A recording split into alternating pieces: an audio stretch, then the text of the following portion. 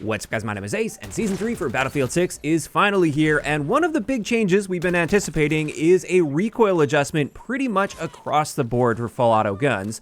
And so today I'm going to be taking a deep look at this with before and after comparisons for all of the full auto primaries in the game. And let's start this off with a recap of what they mentioned would be changing in the patch notes. They said recoil for all automatic weapons has been slightly increased to compensate for the recoil compensation bug fixes that came out in a previous update. And then they also said, additionally, there will be increased recoil for the high DPS automatic weapons, reducing their long and mid-range capabilities and giving them outsized opportunity costs and making other weapons more attractive to use. So while all of the full auto weapons apparently saw an increase to recoil, the high DPS ones saw an additional increase on top of that. And then another thing that wasn't actually mentioned in these patch notes as far as I could find, but it was mentioned earlier, is that they were going to be doing some controller tuning and making it so you'd see less of a recoil reduction when using controller versus mouse and keyboard. And it turns out that update did go through as well, and I'll be taking a look at that toward the end of the video. But before we do that, let's just go category by category, and we'll start it off with the assault rifles. And as we can see here, starting it off with the M433, there is absolutely more recoil there. You're seeing a lot more spread especially, or at least it appears to be spread, but it's more so the gun's just bouncing side to side a lot more as it's kicking, and it also kicks upwards slightly more, so definitely more recoil on that gun. Then with the B36, I could see maybe a slight increase there, but realistically, not a major change to the recoil on that gun. Same thing with the SOAR 5.56. This thing is still a very accurate assault rifle. The recoil didn't appear to change much, if at all, on this one. Then I was surprised to see with the AK-4D, this is a high DPS assault rifle, and yet I'm not really seeing much, if any, recoil increase here. Like maybe a little bit more side-to-side bounce or a little more unpredictability within that recoil plot, but like the total magnitude of recoil horizontally or vertically didn't really appear to change at all. However, with the TR7, which is another high DPS assault rifle, this one was quite inaccurate pre-patch and still is post-patch. And honestly, yeah, I am seeing a bit more of a gap between shots. You're seeing it climb a bit more as well. So it does appear it's going to be even more difficult to control now after the update compared to before. Then for the cord, not much of a difference here, if any at all. Same thing with the NVO and the L85. And then finally, with the VCR2, this one is another high DPS assault rifle, and it does appear to have a lot more random horizontal deviation within its recoil plot compared to pre-patch.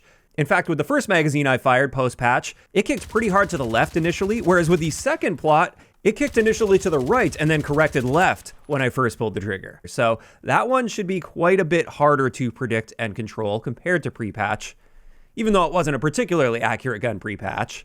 But next up, let's get into the carbine category. And with these, I'm not going to go through each one individually, just taking a glance at everything here. For most of them, I'm not seeing much of a notable difference, perhaps slightly more recoil as they suggested in the patch notes, but nothing really to write home about, I would say, for most of these. However, I'd say the most notable change here was to the SG 553R. That one definitely has a bit more horizontal deviation there, a little more randomness. And then also with the SOAR 300SC, it's still quite accurate for a higher DPS gun, but there is noticeably more recoil post-patch compared to pre-patch. Outside of that, I'm not really noticing any major changes here to the recoil on the carbines, just slight ones overall. After that, let's talk SMGs. And for the SGX, PW5, PW7, and UMG40, just basically that whole top row, I'm definitely seeing a slight amount of extra recoil post-patch compared to pre-patch, but that's a very minor difference. Most notably on this one, the KV9 definitely has quite a bit more recoil there post-patch compared to pre-patch. There's a lot more randomness as you continue to fire. And then also with the CZ3A1, this one is another one that really stands out as being quite a big difference post-patch compared to pre-patch. There's a lot more side-to-side bounce now, even early on when you first start pulling the trigger. So that one will be very noticeably less accurate. And then finally, for the higher DPS SMGs, the SCW-10 also appears to have maybe a little bit more recoil, but it's not as drastic of a change as with the KV9 or CZ3A1. It's still fairly close to how it was pre-patch. But then finally, for the full auto primary categories, let's get into our LMGs. And with these, again, you see a little bit more recoil on pretty much all of them. But I would say most notably on the top row, the M60 is probably the most notable there, where you're just going to be seeing a little more horizontal deviation within your recoil path, even though it's not kicking upward really any more than pre-patch. Then on the bottom row, the M123K is going to have more randomness mixed in there. Same thing with the M250, the M240L, and the M121A2. So I would say several of the LMGs saw some notable nerfs to their recoil here. But it is worth noting the KTS is still basically just as accurate as it was pre-patch, so that thing's still a laser beam and by far the most accurate full auto gun. But also the L110, that maintained great accuracy post-patch as well. And there we have it. That wraps it up for all of the full auto primary weapons in the game, and that's all they mentioned changed. However, just to be thorough and see if maybe they snuck some changes in with the DMRs, I decided to test all of them as well. And as expected, there are no apparent changes here whatsoever when it comes to the recoil on the DMRs. So no surprises there, but always good to test to see if there are any surprises at least. And now that we've got all of that covered, let's move on to the controller versus mouse and keyboard section here. For those that aren't aware, up until Season 3, the moment you plug a controller in, you would see 25% less recoil to your gun immediately. Now, it is worth noting, the devs have clarified in the past that this has no impact on your spread values, it's just the recoil itself that was reduced.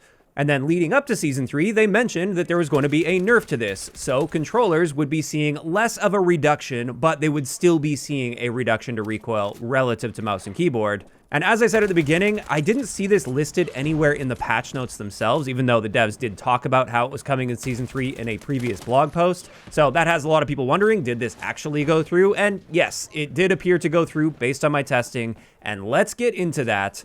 Now, early on in the game's lifecycle, I did test mouse and keyboard versus controller on the M4A1, and these are the results that I got. You can see that there is very clearly less vertical recoil on controller versus mouse and keyboard there, and I calculated that to be around 25%, which is exactly what the devs stated. Whereas now, let's have a look at the post-patch testing after Season 3. This is what the recoil looks like with mouse and keyboard, and now this is what the recoil looks like on the M4 with a controller. And looking at them side by side here, you can definitely still see a reduction to the recoil using controller, but it's clearly not as much of a reduction as we were seeing pre-patch. And I just measured the pixel displacement between those, and it appears this is a roughly 12 to 15% reduction to our vertical recoil now with controller versus mouse and keyboard. And those are just with some very basic tests here, but it does look like our recoil reduction has been cut roughly in half since before this update when using controller. And while I didn't have pre-patch testing, I also wanted to show what this looks like with the TR7. That's often a big complaint from mouse and keyboard players pre-patch, is that controller players could control it much easier than mouse and keyboard.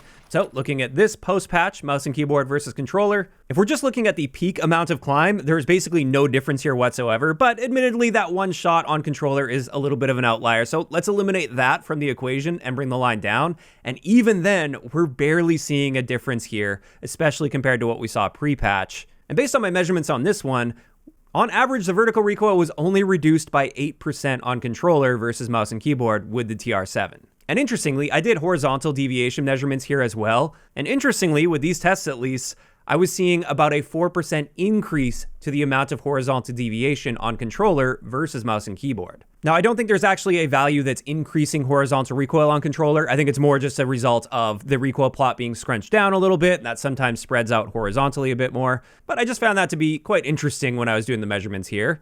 But overall, taking a look at mouse and keyboard versus controller after this update, controller definitely saw a notable nerf here relative to pre-patch. And so while mouse and keyboard might notice some adjustments to recoil on some guns with this update, especially the higher DPS ones, controller players are definitely going to notice a lot more recoil post-patch across the board compared to what they experienced pre-patch because of this adjustment. And at the moment, I've been so busy getting this video, I haven't had time to really sit down and play with it, so I don't really have a solid opinion on this yet. Perhaps I'll make an updated video once I get a decent amount of playtime here, but I am curious to know at least your initial reaction in those comments down below. First off, how are you guys feeling about the recoil adjustments in general to all inputs? And second, how are you feeling about the change to recoil on controller versus mouse and keyboard, where they're now going to be seeing far less of a reduction than they saw before the Season 3 update? Do you guys think this was appropriate? Do you think they should go all the way with it? Do you think they shouldn't have done this at all? Just let me know in those comments. If you enjoyed the video, a like rating is always appreciated, and don't forget to subscribe for more if you haven't already. I'll talk to you guys next time.